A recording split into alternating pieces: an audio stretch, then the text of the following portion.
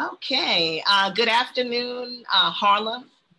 This is Harlem Network News, and I am Terri Wisdom. And today we are just more than excited. We're in the process of beginning to celebrate Juneteenth, and the celebrations have already begun. Mayor Eric Adams had a big Juneteenth event last night at Gracie Mansion, and it was who's who in New York.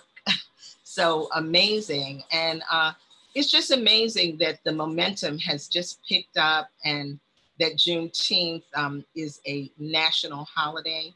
And as you know, Harlem Network News is a new media platform. We started at the onset of COVID, and we're still here. And we really started out of necessity because, I mean, my background is in film and television, and, you know, this is something that I was looking to do, to start a network right here in Harlem. But COVID made us jump in the deep water. It was necessary because Black people were walking around Harlem saying, I'm Black, I can't get it. And a lot of that had to do with the fact that they did not see themselves on television. And then when we got hit with the body bags, you know, it was another story. So Harlem Network News has persevered, and we're clear that the information that we're imparting is so critical. Knowledge is power. I cannot go forward without just really offering our condolences to the families in Buffalo, as well as Uvalde, Texas, Tulsa. I mean, it's, you know, and all those others that have lost their lives and loved ones to gunshot. This is personal for me. November of 2021, November 5th, I lost my son, 43 years old, to gunshot out on the Shinnecock Reservation. And the crime has yet to be solved. I am a new member of Harlem Mothers Save with Jackie Rowe Adams. And unfortunately, there are many members of that club. So we have to really stand firm. I do not support even having to be 21 for the AK-47. And that is a position of Harlem Network News. I think they need to be taken off the shelves completely. So needed to say all those things go forward as we approach Juneteenth. Juneteenth represents freedom, but it represents a lot for all of us as we continue. I have here with us a very special and honored guest, and that is in the person of John Reddick. And he works with the Central Park Conservancy, and they are doing a Juneteenth program on Sunday. I believe it's from 10 to 12. And John is gonna, you're gonna introduce yourself, John, and let us know. At Harlem Network News, you know, we're always about knowledge is power. So we wanna make sure everybody understands everything. So could you just tell us a little bit about who you are, whose you are, and just what is a conservancy and your relationship to the Central Park Conservancy? Thank you, John.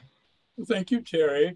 I'm really happy to be on Harlem Network News, and we're coming live from my cubicle at the Central Park Conservancy. This conservancy is a partner in managing Central Park with the city's Parks Department, and we raise the additional resources and staffing that it takes to keep Central Park up to the premier level, what people expect when they come to New York. I mean, we're sort of the Disneyland of New York City, the major green space, a very densely developed area. So people come here and there's a kind of magic to the park and the sense of another century in terms of some of the design that you're moving through a space that's very, very unique. It's almost like a work of art. The work of art is accomplished through the landscape. And so I've been engaged with the Conservancy on a variety of projects, but first I got involved with them when we applied for a federal grant for Central Park North, the gateway to Harlem. And so part of that initiative, we did a streetscape improvement on the residential side and the park side, and implemented the Frederick Douglass Circle Monument. So it's part of not only going after the funding, but the crafting and advancing the design and moving forward with the artist selection. And Wow. I say all that because we're about to step out and look at what we can do to commemorate Seneca Village. And so this Juneteenth event is really our first, this is our second Juneteenth event. Last year we did it and it was so popular. We just did a small scale, some tours, but the public interest was so great that this year we thought we really want to step up our game and look at some of the things we've learned as people who work here in the park, our historian, our programming people, and look at that history and try to figure out how we would program around it. And you were asking, I'm looking at some of my questions here, and one of the things is like, well, what is Seneca Village? And we're talking, everyone kind of knows what Central. Very important. It's become a buzzword. I'm Terri Wisdom, and this is Harlem Network News. So let's explain what is Seneca Village, because it's been all over the place. What's very interesting, in 1825, right as New York was emancipating the African-American population of New York,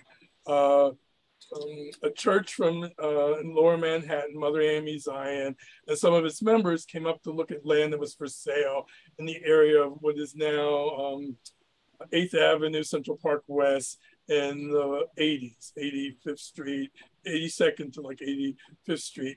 And in that period, a lot of the facilities downtown had churches, had cemeteries in and around their churches, crypts and cemeteries. And because of cholera outbreaks and other issues, they started to think that proximity of New York life to the burial of the dead was a possible spreader of disease and all of that. And you have to think, now we don't think about it, but back then there was still, if you ever go to the Tenement Museum, you'll see that that building had an outhouse to the back, So you think of New York in the 1820s, and people are drawing water from wells that might actually be getting runoff from where they're having outdoor bathroom facilities. There's horses in the street. There's like the quality of life in terms of cleanliness and stuff is really a big issue. So you think of the dense lower city, you think of 5 Points where African Americans were, and we were having institutions, churches, and schools in that area. But when they started to look for other cemetery sites and the church came out here, Andrew Williams was one of the members, also thought this was a nice place to think about living. So he purchased the first piece of land in 1825. And we've actually tracked down some of his ancestors. Cal Jones, who used to be the Manhattan historian, was based in Harlem, did a lot of research in tracking down families and looking at the genealogy and the connection to the park. But anyway, so if you look at it, the city really didn't come up much north of 23rd Street. So 85th and what is 8th Avenue was pretty distant. And the streets weren't, we had this idea that we were going to put in streets, and there were maps showing where the streets were going to be. But for the most part, the streets north of 23rd Street had not been built yet. So there was the old Broadway, there was a meandering road to the north. And so even though they were laying this out, and this property was for sale, the African Americans that bought land really early on were just looking at stakes that marked the streets and plotting out where they were going to live, almost like lottery tickets. Back then, because the streets aren't really there, you're kind of knowing that you're going in this plot of land. Well, the people, look at how real estate has skyrocketed in value, even in our lifetime in New York. Absolutely. Absolutely. Well, it happened in Seneca Village. So someone like Andrew Williams, who was a boot black, you think about back then, everyone wore boots or shoes. Just like I was talking about, the streets were dirty, were muddy, horse manure, all of that. So your shoes got dirty pretty quickly. And wealthy people were paying people to keep their shoes maintained. And he was one of those people. And he had I think it was like $60 in 1825. And he bought a lot in the area of Seneca Village, as well as Mother Amy Zion bought some property there. And pretty quickly, other people came, cholera outbreak, and they could see up in Seneca Village, we had a natural spring pretty close to the Hudson River. There were a lot of things that gave them distance from the hostilities of the concentrated neighborhood downtown. That with the cholera outbreak, I really started to see by the 1830s that people were in a greater number were starting to come to live in Seneca Village. So at its peak in the 1850s, It had about 225 to 250 residents and Wow. about 50 structures. But the more interesting thing is, with the evolving value of land, that African-American, just men could vote in New York at that time. And for African-American men, unlike the whites, they had to have relatively $250 in value of property. Well, they had to own about property of that much value. So wow. Andrew Williams' $60 investment pretty quickly took him over the $250 value. And so in New York's, where only 100 African-Americans had the ability to vote, 10 of them were in Seneca Village. Okay. So just not to stop you, for those who are just joining, we are here just anticipating Juneteenth. There's so much excitement, so much activities, and we are really blessed to have here with us just one of our experts in history, John Reddick, who is with the Central Park Conservancy. Had something to do with the statue at the top of the park, Frederick Douglass statue. So there's a lot going on, but we're speaking about a Juneteenth activity that's going to take place on Sunday in Central Park at 10 o'clock at Seneca Village. So Mr. Reddick is really schooling us on what is Seneca Village. I would like to know, because Seneca Village was in what is now Central Park, and it's Blacks who moved from lower Manhattan to escape the crowding and, bad living conditions and cholera that took place. And it's just amazing when you're thinking this is 1825, before the Emancipation Proclamation. And in 1850, this was thriving. And, the proclamation didn't come about till like the mid 1860s. So, I mean, this is really, an amazing story. But where did the name Seneca Village come from? How did we don't really know. We don't really know. Okay. We've done a lot of research because of the Seneca movement in terms of rights. People think that there's a lot of connections, but in all the research so far, not to say we're going to eventually come up with it, but the Seneca Indians, because one thing, we're in Central Park. It's probably the most elevated piece of real estate in New York. So a lot of people want to lay claim, to that history. And so I think because of the prominence of Central Park, that name, different people have claimed different histories to it, but we've not established where we got. I mean, because for me, when I hear Seneca, I think of, Native American Seneca, but I just wanted to understand what the root was. And it was actually called Seneca Village there. Well, we were in none of the writings in the post-existence, that name has come up, but we've never seen anything where it says like property for sale in Seneca Village or so there's nothing that shows that in what time period that would have had that name. It's post-life that has evolved to have that name, but we have not found documentation. Okay, so fast forwarding a little bit, did Seneca Village, you said there were 200 families there approximately, and a lot of the families were, from my understanding, African-American families. That's correct. And there were even some women who were property owners. Well, it's very interesting because part of it, like two things helped us know at least the names of people who were associated with Seneca Village. The census records of the period, and then when the park was being built, there was condemnation, and they were taking all these properties. There was about 1,000 people over all the acreage that's now Central Park. There were about 1,000 different people scattered all over the broader site, but we were the largest concentrated community within what became Central Park. And so when these records showed that the city offered people a certain amount of money for their property, and they could appeal and ask for more. And Andrew Williams and some of the other, African-American property owners appealed for more value for their land. But by 1855, they all had to, take what was being offered and move other places. So Mother Amy Zion is one of the churches, moved north and went into Harlem. Some people moved to other places. We haven't been able to really track everybody, but they were dispersed. So the value of what was a concentrated neighborhood gets dispersed over a much greater area. So the power, we had a school, we had 3 churches. And so all these things become smaller communities, other places, and the concentration that Seneca Village was building on is dissipated. Okay. So this is really a very powerful story. How did the decision come about to build Central Park and then remove the people from Seneca Village? Where did that come from? When did it come? And who were the driving force to say, we're going to have a Central Park? And, you know, how long did that transition Well, it's very interesting. take? There's a book that's out that I can't think of the title now, but they have really great images where they talk about, we're coming into this just prior to the Civil War. Central Park's getting built in the 1850s into the period of the Civil War. And Lincoln, they were building the Capitol Dome, and he says to show that the Union's staying together, the federal government was continue to build that dome as a reflection as the country was going to stay one. They'd gone out to the west, and people had seen Yosemite Park and realized it was this unique, beautiful place. And in the midst of the Civil War, they rallied support to make one of the first national parks in that part of the country, acknowledging it was the superior piece of landscape.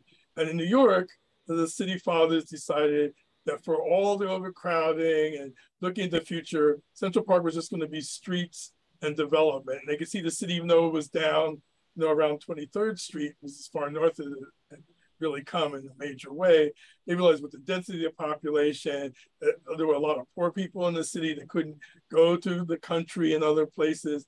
Even the wood, think about all the people that burn wood. If you were poor, you were probably going north, cutting down trees on empty lots and everything. So the city was looking very barren of green space. And they were very conscious that they should do a public space that everyone could come to that was green and substantial. So people could come but still feel like they were in the country. People who couldn't get to the Adirondacks and other places could come to the park and have a green experience, all income level. And that was radical thinking at the time. People come back now because they see all the sort of expensive apartment buildings around Central Park and all that. It was all about wealth. In the end, it was really driven by making the green space accessible to everybody. Even one of the first things they did, even before they got a lot of the park done, they made the lake so they could lower the water and freeze the ice so people could come and skate on the ice. And at that time, it was the only activity that women could do unescorted. So, okay.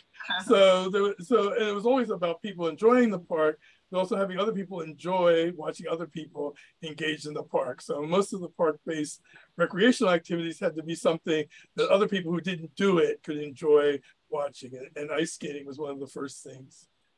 It's very interesting. This is Harlem Network News, and I'm Terri Wisdom. And we're talking with Mr. John Reddick of the Central Park Conservancy, and he's giving us a real history lesson about New York City. And we're focusing, as we're moving towards Juneteenth, on Seneca Village, which was a community in Central Park that was inhabited for the most part from 1825 to about the mid 1850s by a majority of Black African Americans. And what was the quality of life like in Seneca Village for these African Americans? Well, it's very interesting. And again, from the census, we could start to see the jobs and other things that people did. So they were working class. I wouldn't say they were mansion builders, but they were sort of a representation of a upwardly mobile group of African Americans. They had skill sets and things that sort of gave them a constant stream of, earnings that allowed them to buy land. And so it was a significant community in that way.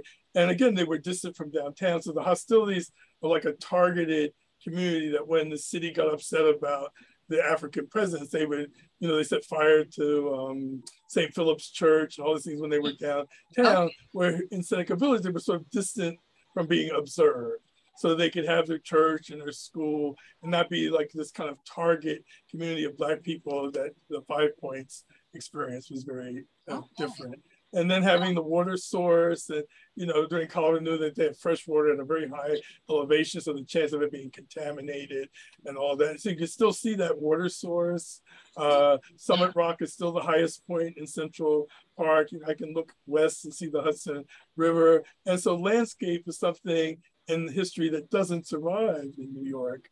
And so really through this exercise for Juneteenth, we want really to have people think about what we're looking at in terms of the landscape, because that area is very much the way it was when our ancestors looked at it and thought it was a beautiful place for them to settle. The rocks that we're looking at are the rocks that the kids played on, or the foundation for the church. The water source was their water source. And so we really want people to start to imagine the story that the landscape can tell, and how can we build on that to do commemoration, because it's a very large site. Wow, this is quite a powerful story. So we're going to fast forward again. This is Harlem Network News. And how did, because the Seneca Village site obviously was there. It's something that historians have known about, but we now have, I don't know if I can call it an exhibit, but a space in Central Park that is the Seneca Village exhibit. When did, where you can walk through, you can, put your phone to the QR code and get further information. And I understand there's some artifacts that may have been from the homes. Mm-hmm. So at what point and why and who did we decide to create this Seneca Village replica?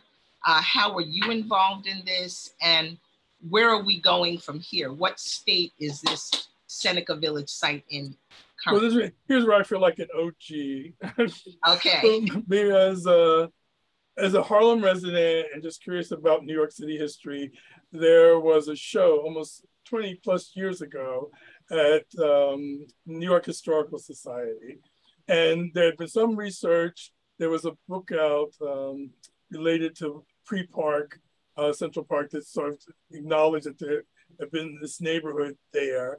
And so the Historical Society did an exhibition. So Cynthia Copeland was working there at the time. And I remember they had all the different names of property owners. And there was like a little box, if you knew or had a relative or any information about any of these people, give us some information. So there was almost nothing known except for this map of and the names of who owned properties. And bit by bit, the last 20 years, a variety of people have pieced together history. The Conservancy, because we're responsible to manage the land, have facilitated. Archaeologists have gone to different specific sites and done digs and come across, beautiful tea set.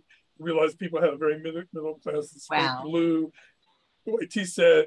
They found a toothbrush in terms of we think it's nothing now, but back then, thinking about your physical health and cleanliness was a kind of elevated consideration. And so they found a lot of different bits and pieces of information that gives us a clue about the lifestyle of the people that live there. Okay, and at what point, as this research was being done and information was being found, was it being called Seneca Village at that point, or? Well, yeah. In the writings, I'm having a brain misconnect. So much information. The name of the book that came out at the time, but it talked about this. This community was known as Seneca Village, and had these maps and things that kind of show the plots of where people had land, and a sense of names that you could go back to the census and look at. So they started to create a very preliminary story, and the Conservancy has worked with these different groups to help move the storyline along. We help facilitate them getting to do archaeological digs. We have a historian here, Marie Warsh, who sort of worked with all these different groups to pull together this information. So the exhibition and kind of signage that's in the park looks at all these different sites. If you walk through the site, I forget, there must be 15 or 20 different sort of plaques that allows you to stand in a spot and say, here's where Andrew Williams lived. This is what he did. Nice. Here's where the church and the school were. These were sort of like the community center. And you get a sense of that. There were a large proportion of women owners of land, either through being widows or, different things. And so they could rent. So there were Irish that were renters of these African-American homeowners and all of that. So there's a lot of little interesting stories. Summit Rock, which is the highest spot, seems like they didn't build there, but so you realize it probably was a gathering space, a sense of their sort of viewing. They could look over and see the Hudson River and all of that. We're looking at neighboring communities. We don't think about it now. We know about Hamilton's house being at a high point in Claremont and Morris Jamel, but all along the river, we just think about, say, where the Roosevelt's house is further up in Hyde Park. But in New York, north of 23rd Street was still like country along the river. And all these wealthy people had houses. The Althorpe apartment building was a house called the Althorpe, and all of that along the Hudson River. So we start to think now, maybe some of these Black families, they could have been a laundress for some of these wealthier people. One of the churches seems like it was the summer church where these groups that came up was sort of like, what is it, going out to Montauk or something to be along, it was healthier, it was along the river, it was distant from the more dense population. So we were away, we were east of that. I can't imagine that as a workforce, there wasn't some dialogue back and forth. Yeah, back and skill forth. set. Yeah. So, I mean, so many interesting stories. We could continue and continue. And it's really an honor for the Harlem Network News audience, Harlem and Harlem of the world, to just really get this critical information, because there's also the concept of Sankofa. If you don't know from whence you came, it's hard to know your present and your future. So this is certainly very interesting. Now, with Seneca Village, the Seneca Village site or project, how long has it been there? Is it a permanent exhibit?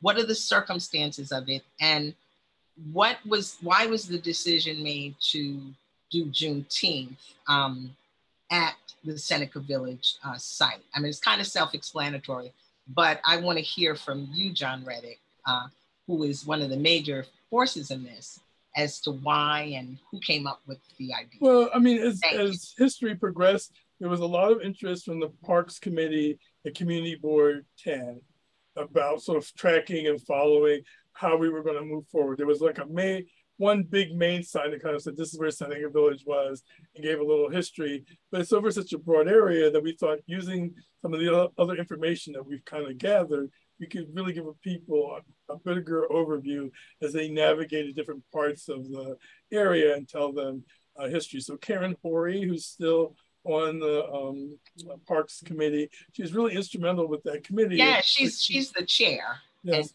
She's been very much engaged all along in keeping us to our mission and focus. And so we went from that one major sign, I forget when that went up, made years and years ago, to working with the historian here and the additional information to do what it seems like an exhibition, but it's like signage throughout the different site locations and give you sort of a storyline around different aspects of the community. And it's up now, sort of quote unquote, as temporary signage. But as we think about commemoration and what we're going to do forward, we really want to appeal to the city authorities to allow us to keep that signage up until we advance the next level of engagement about thinking about public art and commemoration for the site. That would be great, because I guess, as we speak about this, I mean, I don't know the boundaries of a Central Park and the Conservancy and what can be done, but it almost feels like if there was some little replica of the house or what one of the houses looked like, and, people could actually kind of, visualize or go in or, We just did that at the Met, has a show up this right now. And first of all, Seneca Village existed before there were any photographs, so there's no image of what it looked like, or so all of it would be in our imagination to do something.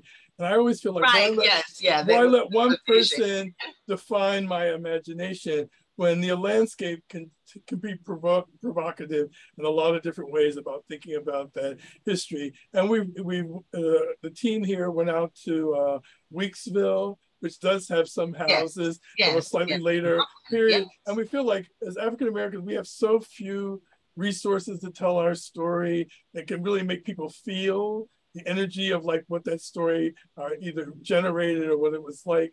And I think thinking about our life in New York along this broader context, here's someplace where you can come and really connect to why did they want to be here?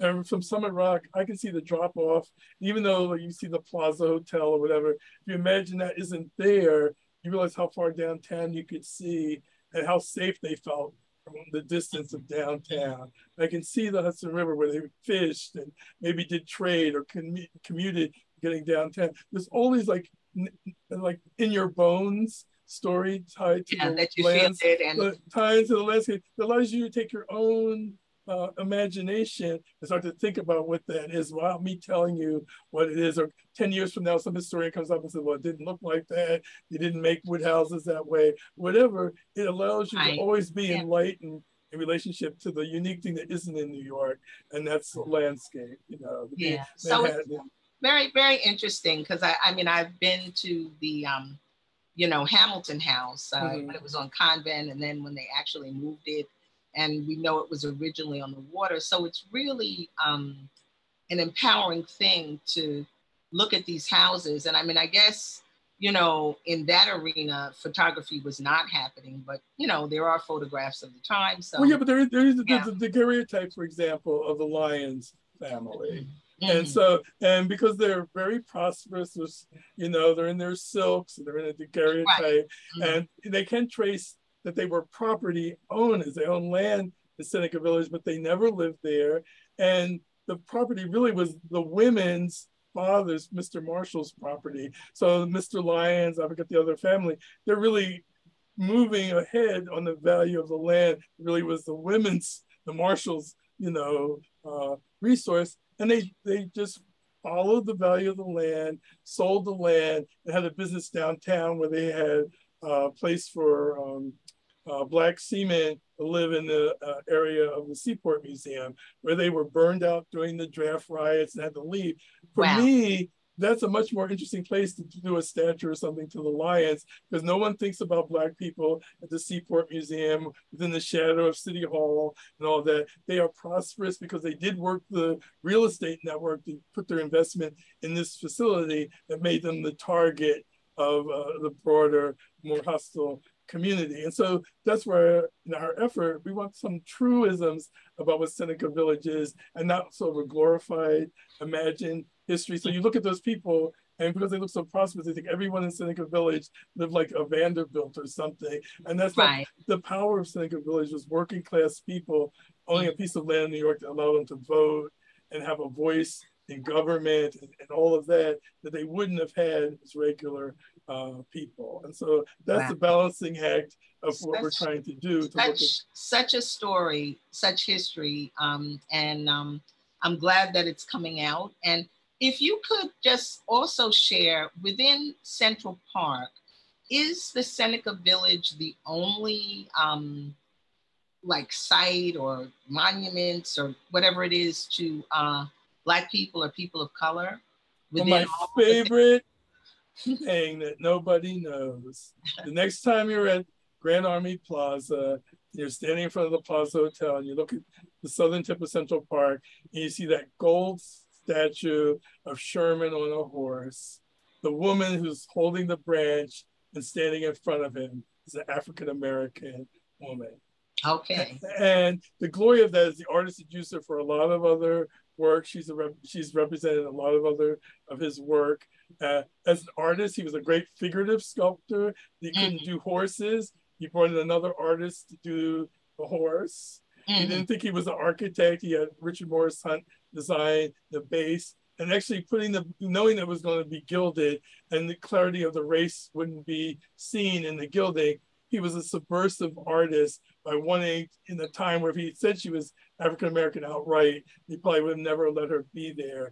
He was subversive enough to get her there. And so the first monument you see going into Central Park is an African-American woman. That's powerful. And I know we have an African-American, I'm having a little brain freeze, but in the women's suffrage. Right, but that came late. But again, one of the things, this is just recent. Yes, right, but I'm just saying, even in that, it started out the African-American woman was not in the original Oh, proposed suffrage. the Okay. suffrage one. Okay. And they went through a variety of iterations to eventually realize they would not go forward. They didn't put an African-American woman in that mix. And so partly why we really want, as the Conservancy, want to be engaged really early on in anything in Seneca Village, because we want it to really be reflective of all that history, and not just, some artist comes up with, something everybody thinks is great, but maybe has no real honest interpretation to the history. Yeah, no, this is very important. And I'm Terri Wisdom. And for those of you who are just joining in, as we approach Juneteenth and, freedom, we are speaking with Mr. John Reddick of the Central Park Conservancy, and we're talking about Seneca Village. And there's going to be an incredible Juneteenth event on Sunday at 10 o'clock. And we were also just talking about Central Park and monuments and the history. And we know that we're in the process of doing a gate plaque for the Exonerated Five, which was formerly the Central Park Five. And the gate is for the Exonerated Five and all of those that have been wrongfully incarcerated. So we're moving, and on Mr. Reddick is on a committee for that. I'm on a committee for that also. This is also driven by Community Board 10. And there's a great and incredible story behind that, just in terms of what happened. It was a very public story, but this is the Conservancy really trying to speak the truth to power of different things that have happened in our community. And you can, Well, I would like to speak. I think people have one image of the Conservancy, and I don't say we're like angels on every front. But as a citizen of Harlem, everything they've ever done in the northern end that touches my community has been the same elevated quality of anything else in Central Park. And we've worked long and hard with Community Board 10. We've really been engaged with all the public initiatives, from the Harlem Mir to the Dana Center. And now we're about to do the Harlem Mir Center that's looking at the rink and the pool. Even this piece that you're talking about the Gate of the Exonerated, came out of like a dialogue with Community Board 10. So we've been very, very responsive. And it always hurts me when I sort of feel people of color feel Central Park isn't for them. It's for everybody. It's like it was designed as a democratic space for everybody. And so even when it was tarnished by that awful sort of presentation, sort of Trump and the Central Park 5 issue, it besmirched what the park really meant to the community in a bigger way. So I just encourage you, if you haven't been to Central Park, haven't been in it, it's elevated in its maintenance, and it's for you. It's not for the people that everyone keeps talking about. They're out in the Hamptons in the summer. They're not even using Central Park. It's really for us. And I really encourage you investigate the woodlands, all of the really magnificent areas in the northern end of the park. Yeah, thank you for sharing and speaking about that, Mr. Reddick, because I think that that's very critical. I'm Terri Wisdom, and this is Harlem Network News. And there may be a need to have like some initiatives, to have like explore Central Park and really target people of color, because I think that and particularly African Americans, because I think with the incident of the Exonerated Five, that may have created some angst and, some fear, and just not feeling safe in the park, or feeling that their children could be safe. But on another level, because we have such inequities that really COVID has pulled the scab off all the wounds, a lot of people are so busy surviving, that they don't really think in that manner, that they can actually go to this park and do all these things. And some of the things in the park are free and they can enjoy.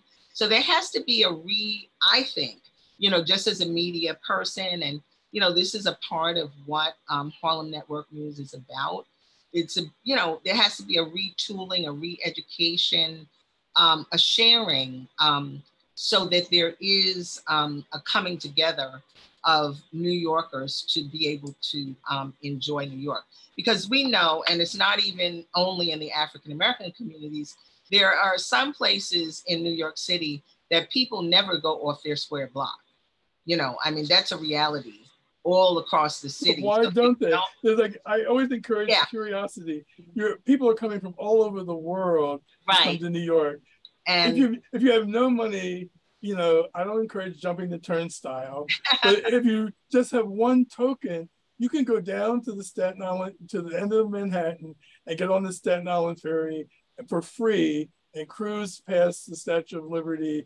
Just get off on Staten Island and come back and see the lights of the city come on at night, whatever. It's like, it's not always about money, but you have to have a little I think curiosity and investigation, because I can't believe there's any museum where a mother with 3 children came to the desk and said she wants to come in and she has no money, that wouldn't let her in. I mean, so I think it's and this is where there's re-education, retooling, exposure, you know, because it's money, but it's also a mindset, you know, curiosity. And it's so interesting. I think of some of our heroes like Cicely Tyson, and in reading her book, it was so interesting where she spoke about, like, when her mother was at work, she would sneak out and get on the trains and go all over the place. You know, she had that innate curiosity to, you know, learn and know more. So I think that, you know, I know the schools are doing it, taking children on trips and things like that. But that is one of the things, I mean, talking about the schools, you know, if educators in the communities that border Harlem, you see all the private school teachers realize the resource of the park, whatever. They start thinking about, well, what would they like?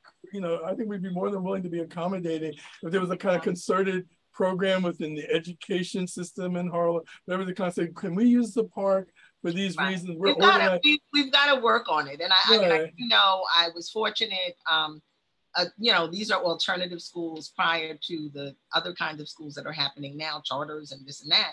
But my children attended Central Park East, which was right there on 106. And part of what they did every single Friday is they went ice skating. And they got instructions, you know, so we've got to move in that direction. But I think what you're doing with the Conservancy and, you know, Seneca Village and all of those things. So let's get to what's going to happen on Juneteenth.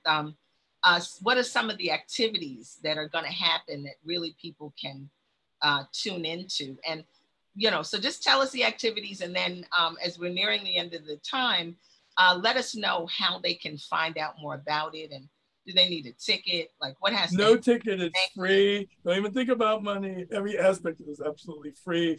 You can come into the park at 85th and Central Park West. You'll see signage, things if you're coming from that direction. It's just in the park off of 85th Street. There's a path that takes you right into the area of Seneca Village. There's going to be a main introductory tent. There'll be a musician playing there. You'll hear music and a place to get oriented. We've got a really beautiful program that's printed. It talks about the different themes and different sites throughout the park. The performances will be rotating. So we're going to be doing performances from 10 in the morning to 2 o'clock in the afternoon. And so, you'll be seeing different artists will be, you know, performing at different sites. So, and they all have themes, either reflection, commemoration, education, community, women ownership. We're having like a little group of women pretending they're having tea in Seneca Village and just kind of talking about their life and so reflecting. And so it's our first wave of like artist engagement, where the bits of history we do know about Seneca Village, we're allowing artists to sort of bring their own level of interpretation. And one of the star offerings of the day is going to be Marilyn Nelson, who, in using the history references that have been accessible through the signage in the park and what's been written about Seneca Village, she's done poetry looking at different aspects of the park. So she's going to be doing a reading with interpretive dancers, sort of conveying her storyline. And that's going to be up in the Summit Rock area. But we have performers of all, and we're going to have a tap dancer. Andrew Williams, like I said, have been a boot black person who's trying the shoes, and the tap dancers will be interpreting sort of through shoes and sort of using shoes as a way in his dance, and all to kind of talk about Andrew Williams as a person. Just a plethora of really amazing quality performers. We really want families to come. We found in one of the archaeological sites beads. And so there's going to be a whole thing where kids can take beads and make a bracelet and sort of connect to some of the archaeological history of the area and all that. We're soliciting your comments. At the end of the day, there's going to be a gathering place where people can sort of talk about what they remember or liked about the day and what they would like to see commemorated.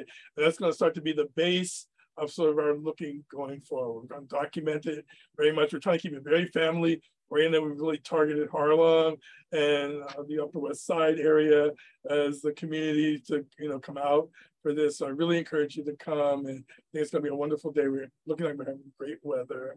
So.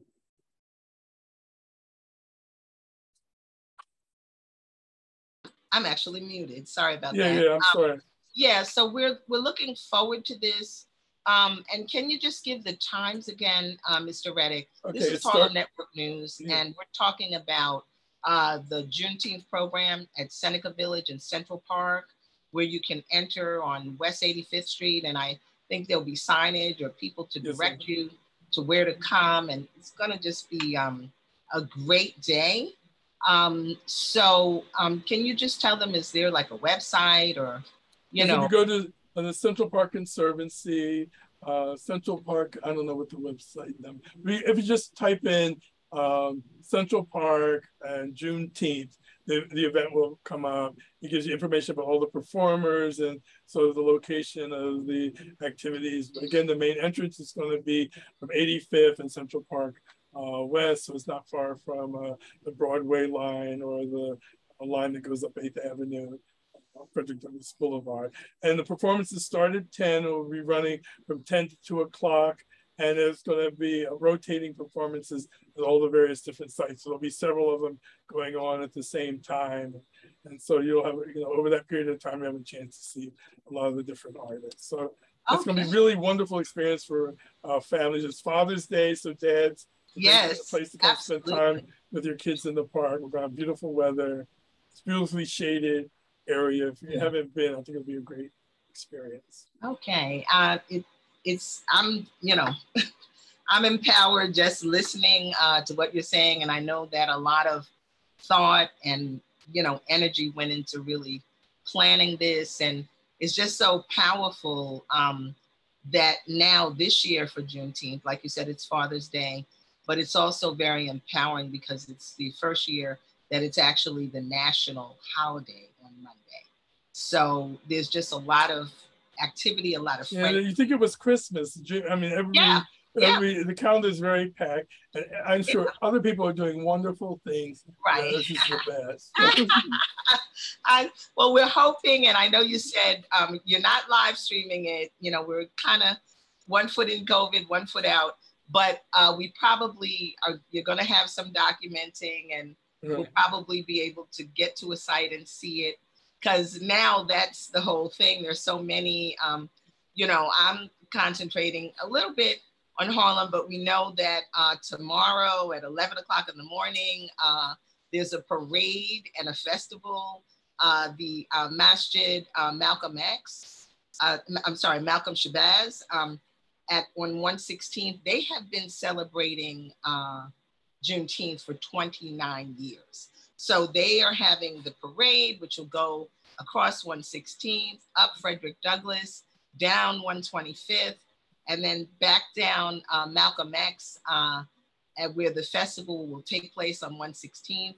I know that Congressman Espaillat and our state senator Cordell Clear and our district attorney, Alvin Bragg, and one of the ministers is going to be doing something on 118th. I believe the Exonerated Five have a book signing somewhere on 113th, about 12, and then they're going to be back at the Schomburg. So that's just, Upper Manhattan, and then Seneca Village on Sunday. And Forces of Nature, one of our major dance companies that just did Dance Africa, they do the Kwanzaa program, they're going to be at Carnegie Hall. And then even out in Southampton, they're doing their second program for Juneteenth. And there's an African-American museum out there, because there's a whole history also of Black in the Hamptons. And so the women in Black women in media are coming out, I believe, for that tour. They're honoring a few people. There's the Eastville Society out there that, you know, does the history of Blacks in the Hamptons. And then there's an event, I believe, in the beach in Sag Harbor. So there is a lot going on, and that only touches on it. And as I said, Mayor Adams kicked it off last night at Gracie Mansion. So Mr. Reddick, if you would just give us a few closing statements and encouragement, and how you're feeling as you're embarking on this great event that you've been a major part of making happen. Well, it's been really wonderful, because none of these things happen without broader teamwork, and people here at the Conservancy. Really, we just had our staff-wide presentation. There was really a lot of excitement among the workforce here at the park for this event. A lot of the workforce is volunteering to help participate and man the event. So it's meaningful, not just to the city, but also the people here that work and maintain the park. And I just encourage you, when you're next in the park, to thank some of the people that you pass that really do the maintenance and doing the work to keeping the park really safe and wonderful for all of us. I think they're often overlooked, and particularly a lot of them are people of color like myself, and just to let them know that the community really appreciates the hard work they put in to make sure it's just as nice and wonderful for you on 110th Street as it is on 59th Street. Okay. Well, thank you very much. And you have stroked my curiosity. I want to know more about the Conservancy, how many people it is, and all of those kinds of good things. But thank you so much for taking the time, because I know that this is crunch time, you know, getting ready. It's a Friday, late Friday evening. So thank you, Mr. Reddick. And happy Juneteenth, everyone. Happy Freedom Day. And it's empowering. I mean, this all started in Texas, and when they didn't know that they were freed until 2.5 years after emancipation, and at that time they began to celebrate. And I know one of the pictures, I think that's on one of the flyers, shows somebody plowing a field with a book in their hand, you know, showing, hey, we're free and now I can read. I just want to remind people that Seneca Village in 1825 was way ahead of the curve. And so even as we celebrate the end of it, there were people right here in New York that were seizing the opportunity and kind of setting an example of what the possibilities were. Okay, all right. So that's inspirational. And coming from Harlem Network News, the possibilities are infinite. Harlem Network News looks to be the CNN, HNN, Harlem Network News. And please reach out to us. We're on Facebook, Instagram, Twitter, Clubhouse, harlemnetworknews.com, soon to be in public access television, so we have access to more. We have a newsletter. Please support us. If you have stories, reach out to us at harlemnetworknews@gmail.com. You can reach us directly at 646-261-5397. And of course, donations are welcome, or any ideas for funding and helping us keep the word out. Knowledge is power, and we are the voice and drumbeat of Harlem. Thank you very much, and happy Juneteenth. And thank you, Mr. Reddick and the Central Park Conservancy. Thank you, Seneca Village forever. Thank you. Good night.